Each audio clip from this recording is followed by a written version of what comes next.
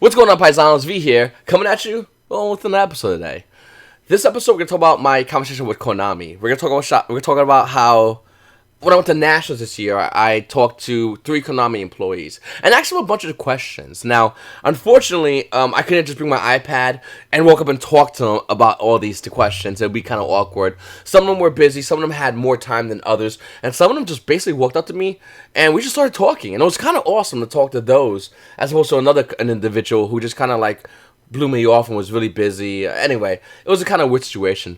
Right now, as you guys can see in this video, I'm talking in my live stream. If you guys want to be a part of this live stream, please make sure to subscribe, hit the notification button. I'm mostly be doing these live streams on my Twitch channel, which is once again gonna be in the description down below. So click in the description, type in click on the Twitch thing, and join in and follow. And when I do my next live stream, you can hang out with me and we can talk about other kinds of things that are happening.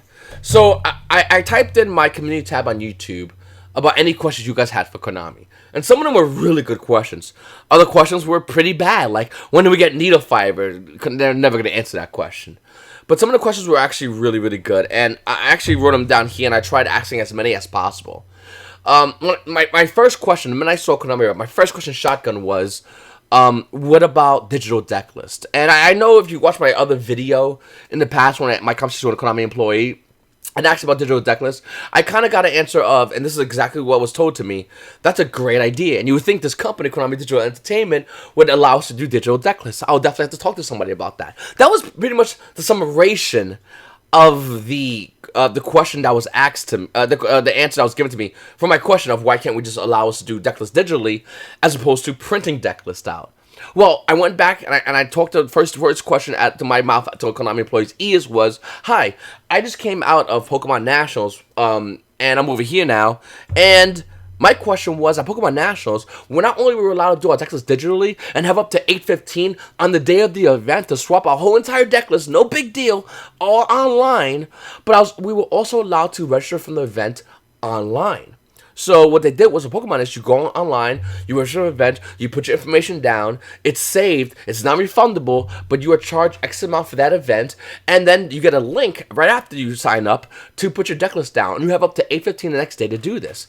And this employee told me verbatim, we are working on that right now. I am going to bring that up to people, and we're going to get on top of that, because that's something that's huge. And it's good to see this being progressed. It's good to see Konami finally seeing other card games, whether it's Pokemon or Magic, doing things like this and taking their ideas. Why not? Who cares if you take their ideas? If you can do it and you can make it better, there's nothing wrong with that. And I really hope that YuGiOh does change. I hope YuGiOh allows us to do deck lists digitally. I hope YuGiOh allows us to go on our phone the night before and register for an event and put our deck lists in. If we want to change a card or two, we just have to swipe away, type in another card, and put that bad boy down. Because it was really fun and really easy doing that for the Pokemon event. Walking up to the registration desk the next day, the line was almost non-existent, by the way, and saying, "Hi, I'm me, here's my ID." They looked at it, they scrolled down a piece of paper, they had me signed by my name, to say I'm here, and that was it. I walked out. It was in and out. It was done in 2 seconds, and I really hope that Konami takes this idea. And talking to this, one Konami employee, he sounded enthusiastic about the idea, and he's definitely going to make ways to going to move forward to try to get this done as far as YuGiOh. So hopefully soon, for whether it's a regionals or YCS, we can have this done so it makes it easier for everybody attending the event instead of just writing things down, printing it up, using out-of-date technology like printers and writing things on paper. That's going to be a thing in the past, and hopefully that past comes today, because I'm done, sick and tired of writing on paper, and I'm pretty sure you guys are as well. Anyway, going to some of the questions, I'm gonna say a same statement to some of the questions, because this is what was told to me, okay? This is not my answers. This is the answers that was told to me, and I want to give exactly what the individual said. Once again, this is the answers given to me sporadically through 3 Konami employees at the event of Nationals that I went to this past weekend. Why don't we get all the same products ready as the OCG? So I asked this question right off the gate to another employee, and I was told that Konami OCG basically tells us what to do, what to get, how to do it, how to put it out. And unfortunately, this, as far as rares, when a card comes out, Ultimate Rare, Secret Rare, Ghost Rare, as we've seen the OCG, we used to have it here for a very short time in the TCG. Konami OCG just does not want to do it, so it's not happening. Can the players vote on cards like reprints? I was told once again, this is the statement. As of the moment, no, but I could always change in the future. That's basically it. I mean, it was a little bit more words, but it's right now, no. That can always change, or I can't talk about it right now. That was a lot of things I was getting as well. Any word on needle fiber release? Now, this is a silly one I asked them. Did it with a smile, a little bit of a smile. And they said, as of right now, no, but that can always change in the future. Chance of ultis and ghost rarities coming back into... And when I asked this Konami employee, they had a bit of a smile and a smug look to their faces, one employee. And he said, you do get ultimate rares. You get them in OTS packs. You know, like OTS 1 Pack 10 over here. And I said, no. We used to get ultis in core sets. What's going on with that? And he looked at me and he said, as of now, no, but I can always change in the future. Basically, it's not happening. I think he, as far as ghost rares, yeah, that's the OCG. They run that. They're not letting us do that. That's what I was told. And this is all third person, but what I'm saying right now in this video. I told this employee, that was first person, actually second person. I was talking to an employee, and now I'm telling you guys in this video, you'll probably tell somebody else. So take it as what you will. We're playing a game of telephone. Things can get changed, but this is exactly as I remember everything and how it all went down. Plans for adding different prize support for players attending events. What didn't make the cut? Now, unfortunately, I didn't get a chance to ask this question because I was asking so many other questions. You guys gave me so many. But this is a question that's going to be my next big question I'm going to be asking at my next Konami event. If I see any employees there that aren't like YSS Tennessee, where they only had like 2 employees and they're all running around and have a chance to really talk to them. But I think it's a big question. I think the question of pricing is huge. Like I said, I came back from Pokemon Nationals in which... the price support was phenomenal. It was astronomical. And I play Magic the Gathering as well, and they have crazy good price support. Yu-Gi-Oh! Not so good. The price support was actually insanely low. And compared to the big 3 card games, as far as price support, Yu-Gi-Oh's 4th, 5th, maybe even 6th, compared to other subsidiary games that have just better price support. So hopefully that will change, and that's definitely a question I'm looking forward to asking a Konami employee next time I have a chance to talk to them. I really would love to ask them this question. Is the time rules here to stay? Now, I asked 2 employees this, and they both gave me the same answer. As of now, no, but in the future, we are looking at it. One guy kind of threw in that it's something that's being worked on, but nothing dead set, nothing solid. Just, we're looking at it. We understand the differences. We do know that time ruling, it has its benefits as of, Yu-Gi-Oh! Players leaving events earlier, which is great for everybody. The player can leave and head home earlier. Konami can close up earlier, so they can those employees get home. Judges get done earlier, which is great for judges. So it does have its benefits. It has huge benefits, actually. And I agreed with that. 100%. The old time rulings were pretty horrible. The event would end at 3 in the morning, 4 in the morning. It was terrible. So I agreed with that. But there are also problems with these time rulings. And I think Konami knows this, and the individuals I talked to also recognized that there were issues with the time rulings. But I wasn't given nothing specific as far as any word on when it's going to be worked on or when that conversation is going to be brought up in Konami. It just didn't really pan out. Savage Strike missing from the makings. I didn't get a chance to ask him this question. I don't think it would have done much. I think I did ask one employee this question, but once again, it was the same basic ruling and basic response, so I kind of moved past that. Moved past it because I didn't feel that was a real answer. They basically swapped it out with Dark Saviors, and sure, I wasn't a big fan of that, but I get it. Once again, I was getting a bunch of answers as far as that. Another thing I want to say also from one employee who talked to me for a good amount of time was they know that the Yu-Gi-Oh! Player base, and they see the Yu-Gi-Oh! Player base, what we're doing, whether we're on YouTube, whether we're on Facebook groups, whether sometimes on Reddit, they see all this, and they're into this very heavily, as much as I'm into doing my YouTube channel, and you guys are into watching content, or maybe some of you guys are into recording content. They see all of this, okay? They understand that there's good things, and there's bad things, and there's good reactions, and there's bad reactions. And I was told, and It's hard to give you the response properly, because I was told like let me one thing I pointed out specifically was the recording area for content creators. How horrible it was. Basically, we was in a corner. It was very dimly lit. We had one power outlet, and it was hooked up to like a extension cord, and it was a couple of banners, and that was basically it. And it was really bad, to be honest with you. Whereas in the Pokemon event, I could walk around freely and record, and it was a night and day difference. Same as Magic Gathering events. And I was told a couple of things. Number one, there are some legal things and some illegal things, and some companies choose to do illegal things. Exactly what I was told, and I get that, but what Pokemon had was an disclaimer forms that you will be recorded the minute you enter the premises, which I thought was really cool as well. I just want to emphasize that point.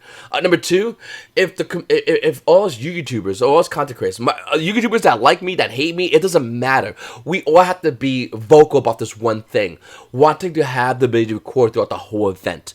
This is what a Konami employee told me, by the way.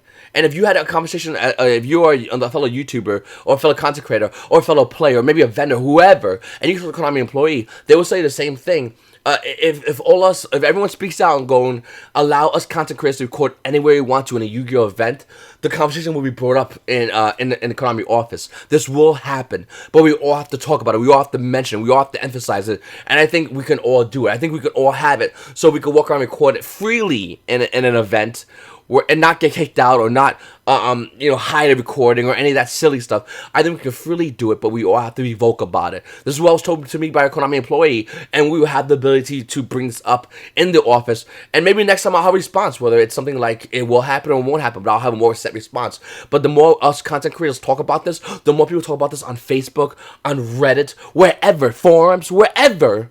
The conversation will be brought up to Konami office, and this is something that was told to me, and I definitely want to relay it out to all you guys. So let's talk about this. Let's try to get more ability to record any way we want instead of some dimly in a corner with one power outlet, a couple of chairs and tables. Let's ask for more. We deserve more. I think as a community we're sick and tired of going through this stuff where we got to just stay in the corner. And I appreciate Konami's change from going from nothing, from getting kicked out of events that you flew 4 hours to. I appreciate going from that to at least the area where we can record, but we should have the ability to record everywhere. A little fun side note, by the way, I walked around and recorded some non-recording areas, and Konami didn't freak out. A couple of judges came to me and said, hey man, just want to give you a heads up, you want to go over there. It wasn't as bad as it used to be in the past, where they'll tap you on the shoulder, say, get out, you can never come back here. I don't care where you, I don't care what, you can flew from the country or wherever. So that's a big deal, and I hopefully that will change. And like I said, my other fellow content creators, you definitely have to speak up about this. We definitely have to bring this conversation to the table if we want to have more freedom compared to other card games in which they have 100%. Anyway, creating more tier 1 decks that are not high rarity. So the answer was given to me was basically they're always looking to create more great decks. As far as high rarity, not high rarity, the secondary market determines that. And it was basically left as that. I couldn't really even have a response because they're right. Obviously, make something secret rare or ultra rare. People are going to obviously, be hard to get the secret rares. But that was the answer that was given to me. And I can't really challenge that. I can't go, well, production process, because I don't really know it that well. And maybe in next time I talk to the Konami employee, I'll have more opportunity to ask them about that production process more in detail if I have available time.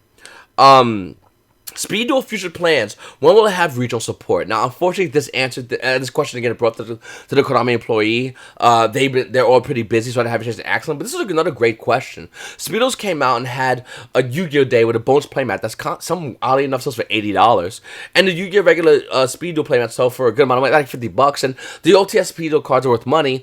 But as far as Yu-Gi-Oh players wanting to play Speed Duels, the fact that the Yu-Gi-Oh players are locked into Speed Duels where they have to buy packs because they can't use regular Yu-Gi-Oh cards kind of makes Yu-Gi-Oh players not want to play Speed Duels.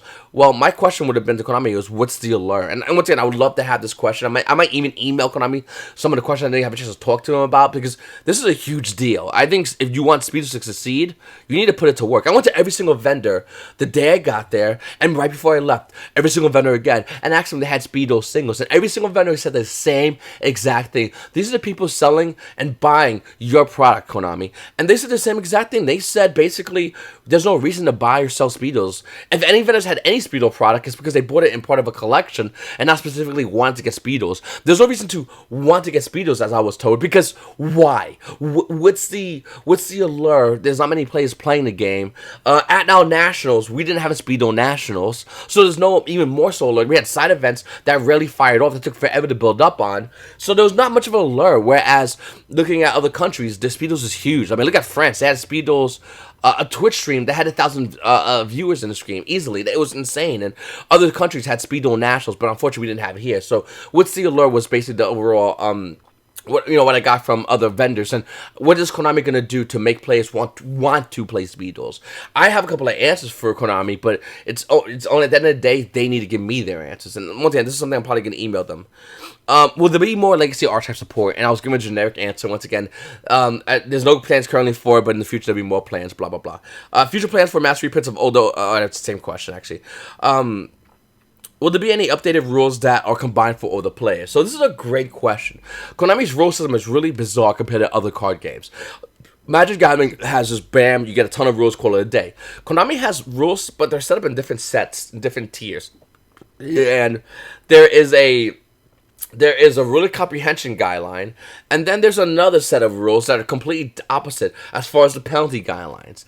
And to Yu-Gi-Oh players, we're told we have to know all this. If you go to play any competitive Yu-Gi-Oh event, you have to know all this. And there's a lot of pages of this. For most Yu-Gi-Oh players, it's hard enough knowing future cards, current cards, future prices, current card prices, changing cards valuations, your current meta deck, other plays of other current meta decks as well as tier 2, tier 1.5 meta decks, and all their plays. And then we have to know the ruling comprehension guideline. It's kind of ridiculous if you really think about it, that we have to know all these rules. And Konami doesn't have it simplified. Konami doesn't have an easy app in which we can access to find out these rules easier, because they're all combined in one app. And we can look at our player IDs and look at previous events and maybe use this crazy notion to register for events in that player ID in Konami app and do all that cool stuff. But that's here nor there. But do things like that. And I felt like I personally think, as well whoever asked this question, because I got a lot of thumbs up, thinks that this should be something done, that Konami should definitely have a way to make it easier for players to understand all the rules. If you want us to abide by them, how about you make it easier, accessible to us to understand these rules, but instead of clicking on random PDFs online. It's kind of out of date. It's kind of it doesn't make any sense, and it doesn't help nobody, to be honest with you. You just add another layer, another hoop Yu-Gi-Oh players will have to jump through. So that's realistically my conversation with the Konami employees. Some of them were a little bit easier to talk to than others. Some of them were just blowing me off every 2 seconds. And that's only because you could say they were overworked, but the guy was sitting down, so I don't know what the hell that was about. Some of them were very nice to me, very easily able to answer my questions. And one thing I told Konami employees, and I'll say it here and I'll continue saying, I don't know, my other content creators might not be excited about this, but one thing I said was, I don't think Konami should work with YouTubers at all. If they want to work with YouTubers, do it on their hand, but don't work with YouTubers front-facing. The reason why is it hasn't worked in the Magic Gathering community. And I don't think it would work in here in the Yu-Gi-Oh community. I really don't think it would work out at all. And I hope the Konami takes that advice that I given to all 3 employees to, hopefully they'll bring it up in a meeting, because I don't think it's going to work out. I don't think it's going to happen. I don't want Konami working with YouTubers. I don't want YouTubers working with Konami. We are seeing it kind of happen in Europe. That's cool. But Europe YouTube, sorry guys, you're just nothing like here YouTube. We're the main one. And looking at Magic Gathering, it's just been a bunch of dumpster fires. And I'm looking forward to having another sit down, another conversation with Konami and talk to more Konami employees, and maybe I'll send them an email. And if you guys have any questions to ask Konami, please, at the end of this video, type it down below, because they do listen to what you say. And if they don't listen to what you say, type it down below, and I'm going to ask them, and they're going to listen to what I have to say, and then they'll listen to what you're going to say. So once again, please guys, make sure to subscribe if you haven't subscribed already. Hit the like button if you are new to the channel, and comment down below, seriously, #Q for Konami. Let me know what you need to ask Konami, and let it be real questions, not like, Konami, when are you going to make Ojama support? Make it a real question that you really want to ask Konami, that will help you as a player, but more or less the game as a whole, because this game is growing exponentially, and we don't want to fall flat in its face right off the gate. And Paisanos, I really appreciate you guys watching my videos. It's your boy V. Please make sure to subscribe, and you Paisanos, have a great day.